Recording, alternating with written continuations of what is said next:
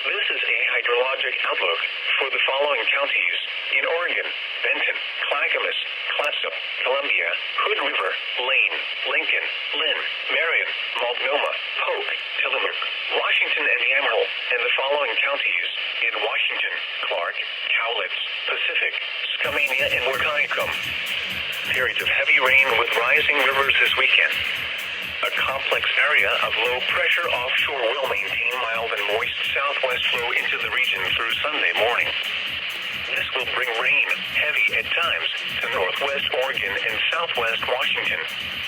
Rainfall of 1 to 3 inches is expected across the region, with 2 to 5 inches over the Willapa Hills, Coast Range in the South Washington Cascades through Sunday morning. Snow levels will be rising Friday and hover at 7,000 to 8,000 feet through the weekend. Rain tapers off Sunday into Monday. With all this rain and snow melt from the Coast Range and Cascades, rivers will be rising. Many small streams and creeks will be running high into Sunday. Heavy rainfall will cause water ponding in low-lying areas and other areas of poor drainage. In addition to hydrologic impacts, there may also be an elevated landslide risk.